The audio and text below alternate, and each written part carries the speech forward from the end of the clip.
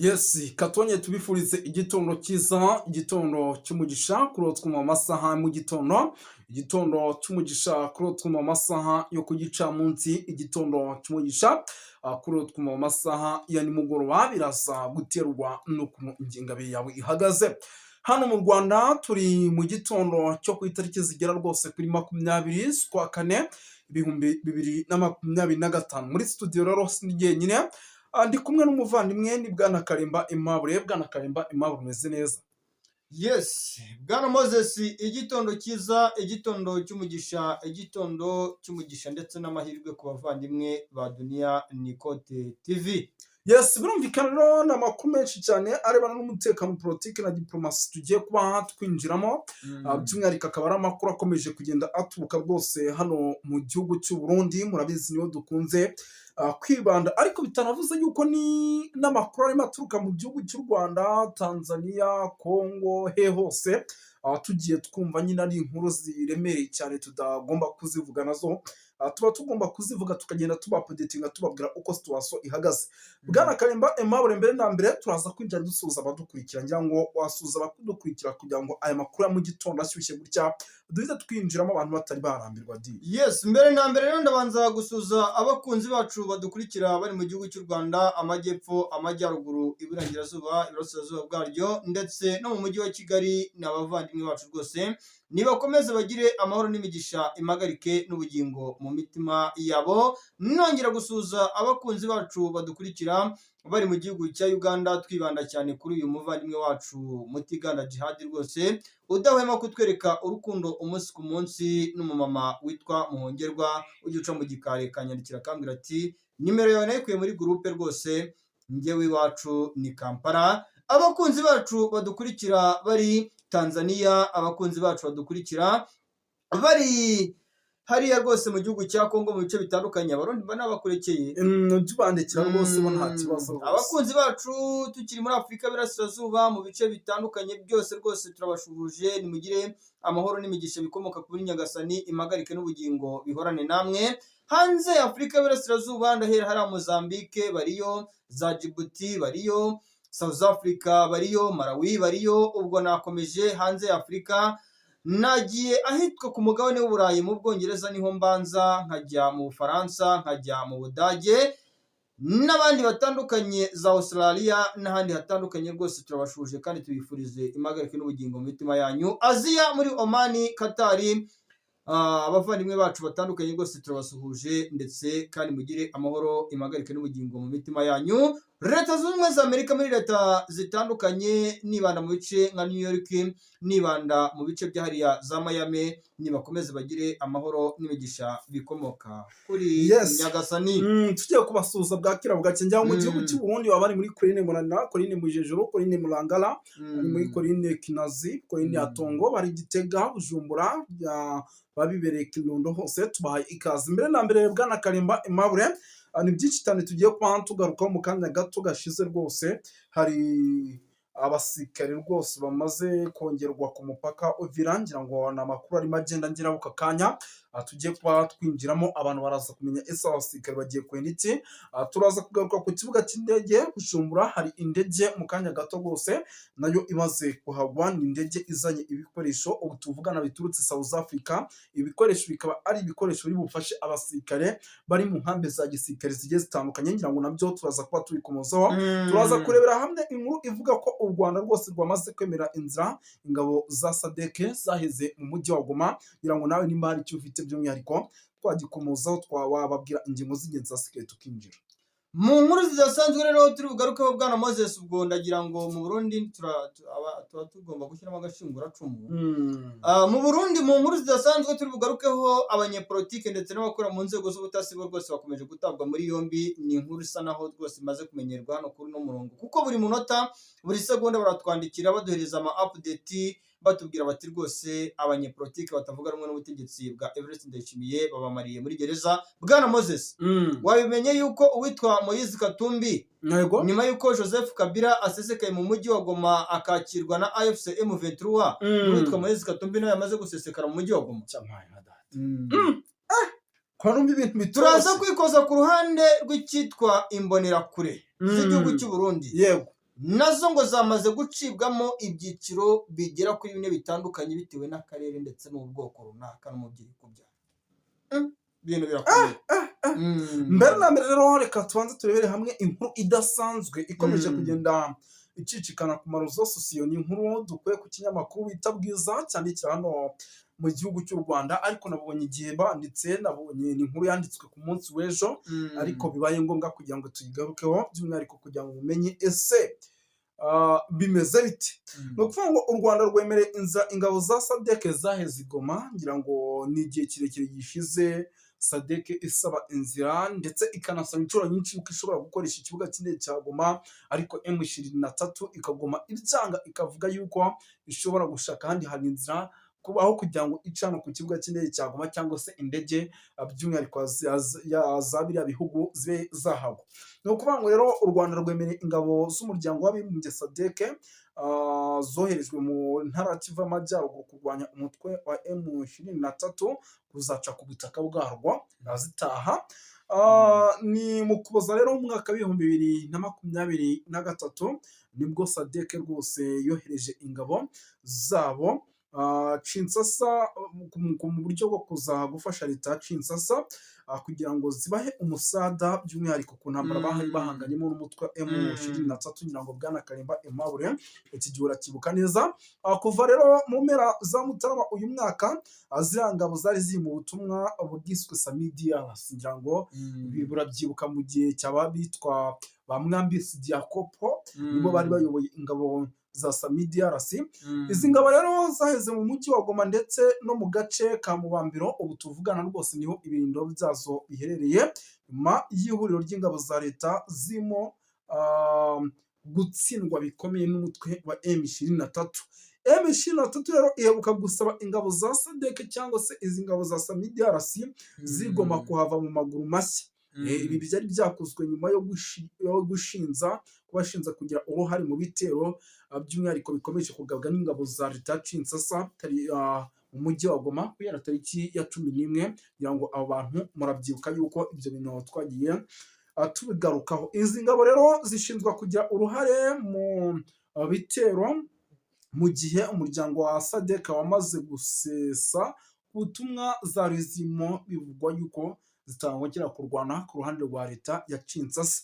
bijyanye rero no kuba gucyura za ngabo hifashishijwe inzira y'ikirere bitapfa gushoboka kubera ko ikibuga cy'indege cya Goma cyakifashishwa cyahagaritswe. byitezwe ko izi ngabo zigomba guca ku butaka bw'u Rwanda. amakuru rero akaba avuga yuko ingabo za SADC zimaze iminsi mu biganiro na leta y'u Rwanda, ndetse u Rwanda rukaba rwemeye guha za ngabo inzira nk'uko abadiplomate batatu bafite amakuru kuri ibi biganiro byabereye mu biro ntaramakuru bya Reuters by'Abongereza abivuga. igitangazamakuru rero cyunzemo ko andi masoko abiri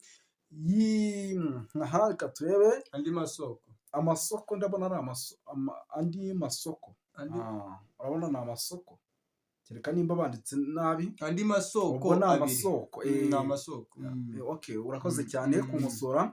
andi masoko abiri babwiye yuko rwose ngo u Rwanda rwose uko byagenda kose rwamaze gutanga inzira yo kugira ngo Samidias ice ku butaka bwazo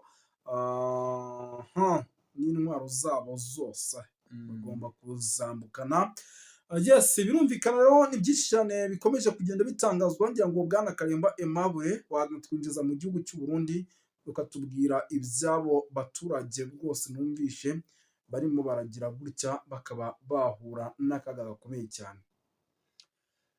ku ruhande rero rw'igihugu cy'u Burundi nta kindi kiri kuvugwa, nta kindi kiri gukomozwaho cyane, ni umutekano mukeya, ni ibibazo byinshi bikomeje kugenda bigaruka cyane, aho icyitwa abanyepolitike barangajwe imbere n'uwitwa Evariste Ndayishimiye bakomeje kugenda bakora ibikorwa cyane cyane byo kwibanda mu gushyigikira cyane ivanguramoko, aho iri kuvuga yuko hari na bamwe mu baturage bari kwima serivisi zikwiriye cyangwa se bakimwa kuzamurwa mu byiciro bitandukanye mu gihugu cy'u Burundi, bitewe n'uko uri umuturage ngo ushobora kuba wenda uvuka mu ntara imwe runaka ngo ivukamo abaturage benshi bakomoka ngo mu bwoko bw'abatutsi, kuko biravuga yuko Evariste Ndayishimiye abenshi muri bo ari bakomeje kwima uburenganzira bukwiriye ngo kuko ari kwikanga yuko mu bari gutekereza kumukura ku butegetsi aribo ba mbere, ariko nanone ibi ngibi akabyikanga bitewe yuko n'ubundi mu nzego za gisirikare abasirikare bakomeye kenshi biravugwa ndetse biranagaragara yuko yamaze guhindura, ndetse kandi akagaragaza yuko benshi mu bakomeje kwibasira bivugwa yuko ndetse binagaragara yuko ari abakomoka muri ubu bwoko bw'abatutsi. Ibi kandi nanone bigahuzwa n'uko abaturage muri rusange, tuvuye wenda ku ruhande rw'amoko atariyo nibandaho cyane, biravuga yuko Evariste Ndayishimiye akomeje guhugira cyane mu guhuma amaso abaturage b'igihugu cy'u Burundi, ababeshya yuko hari ibihugu bimwe na bimwe bya muri Afurika y'Iburasirazuba, cyane aho akomoza ku gihugu cy'u Rwanda yuko bari gutegura ibitero karundura byo guhirika ubutegetsi bwe, ariko ibi byose akaba ari kubikora mu kwihisha mu mutaka w'ikinyoma kugira ngo n'ubundi akomeze asahure ubutunzi bw'igihugu cy'u Burundi, kuko bivuga yuko icyitwa imari yose ari kuyerekeza mu bihugu byo muri Aziya ndetse n'ibihugu byo mu burengerazuba bw'isi, cyane aho habarurwa imitungo myinshi irimo amahoteli ndetse n'amasoko na sheya muri kampani nyinshi zitandukanye zahariya mu bihugu byo mu burengerazuba bw'isi, by'umwihariko mu Bufaransa, mu Bubiligi ndetse no mu Budage. Bivuga yuko yamaze gushораyo imari nyinshi, ariko bikagaruka izo mari zikagira uruhare mu iterambere ry'umuryango we nawe ubwe muri rusange, ariko abaturage bari kwicira isazi mu maso bwana Moses. Yes, birumvikana ngira ngo nanjye hano ndimo ndareba amakuru, ariko hano ntonye rwose ibintu, ariko desi rwose niyo gutabarwa nk'abantu b'Imana mwe. Kayinda nawe nze nkwerekeho gatoya. Reba zo rebe ni abantu na itonde gato. Reba umuntu wari uri hejuru arasigaye imuciye hejuru, abandi irabamaze do. Noneho abantu nta nubwo bareba abantu, ahubwo bari gutanguranwa birimo banabakandagira bagonze. Urabona yuko rwose ibintu bitoroshye habe nabagira ngo bwana Karemba Aimable ni byinshi cyane bikomeje. Ubunyamaswa buri gukorerwa muri Kongo, ariko nanone no mu Burundi niho bishya byerekeza. Yego, reka na Evariste Ndayishimiye na Kisekedi ntabwo narifana. Byose ni kimwe. Reka twikomereze tugaruke gato n'ubundi ku kijyanye n'ibibazo cyangwa se saga zikomeje kugenda ziba hano mu gihugu cy'u Burundi. Tugaruke gato hano ku kibuga cy'indege. Mu kanya gato twabwiraga abantu yuko hamaze guparikwa ibikoresho, bikaba ari ibikoresho biri guturuka muri South Africa, ntabwo twatinya kubivuga, bikerekeza kuri ubu butaka. Ibi bikoresho rero bikuza byamara kuhagera bigahabwa icyitwa imbonakure mu bice bigiye bitandukanye, n'ubundi bimwe na bimwe bikanifashishwa mu bikorwa by'ubugizi bwa nabi. Ngira ngo bwana Karemba Aimable, ese ibi bikoresho birimo birazanwa mu gihe biraza kugumya kuzanwa, si bimwe mu bintu bishobora kuza gutuma igihugu cy'u Burundi kiba cyakisanga habi? Kuba ibi bikoresho biri kuzanwa ku ruhande rw'igisirikare cy'u Burundi ntacyo bije guhindura cyane, dukurikije tactique za kino gisirikare cy'u Burundi cyane. Urabibona itonde gato, abanyapolitike bo muri CNDD-FDD bahunze, bamaze rwose kuba amaguru bayibangira ingata mu buryo navuga ko budasanzwe. Urabona ko ari ibintu biri kugaragara hano. Ahangaha ikintu kiri kubitera gikomeye ni imihindagurikire mu kijyanye na political system cyangwa uburyo bw'imiyoborere witwa Evariste Ndayishimiye ari gukoresha. Yego, mu nkuru dukunze kugarukaho nakubwiye yuko witwa Evariste Ndayishimiye politike zose zibaho mbi ari kuzikoresha. Yitwa selfish arayikoresha, divide and rule arayikoresha, n'ibindi bifitanye isano n'ibyo za nepotism niho wazibariza kuri uwitwa Evariste Ndayishimiye. Ariko bikagaruka nawe yiyambaje bose, bikagaragara yuko n'ubundi nabo bari kugenda basa naho bamwiyomoraho. Nk'ubu ngubu witwa Byiringiro Evariste mubyara we, yego, wari ufite inshingano zikomeye mu ishyaka rye rya CNDD-FDD. Biragaragara yuko ari we aka kanya uri gutanga amakuru akomeye ku mutwe wa Red Tabara kugira ngo Red Tabara izabone aho yinjirira iteranyama. Yes, birumvikana yuko ari ibintu biba bikomeje kugenda bihindura isura, ariko kandi bifata indi ntera. Perezida Ndayishimiye yongeye kuzura akabuze. Uyu mugabo rwose akomeje kugenda yibasira u Rwanda mu buryo navuga ko budasanzwe, ngira ngo ni amakuru ndi kubona rwose hano. Uyu muperezida ntabwo arimo kuvuga yuko ngo Red Tabara ifashwa n'ubutegetsi bw'u Rwanda. Na n'ubu rwose ubu tuvugana ni umwe mu bagabo bakikoza mu ibara rya wino bakandika bakavuga bati Red Tabara ifashwa n'ubutegetsi bw'u Rwanda, kandi iyi Red Tabara abarundi bavuga ko itabaho. Uyu mugabo nimba ari uyishyiraho, kandi Red Tabara yibereye mu mashyamba hasi u Rwanda narwo rwaragatoye. Ngaho ibintu byose ni rwo gusa. Ngira ngo buri gihugu cyose kigize ibibazo ni u Rwanda. Ibise bizabafasha ikintu ukuvuga ngo ibikoresho bya South Africa byamaze kuhagera. Bwana Karimba Aimable ndabona hano bari kunyandikira bati bimwe byamaze kugera na Kibira.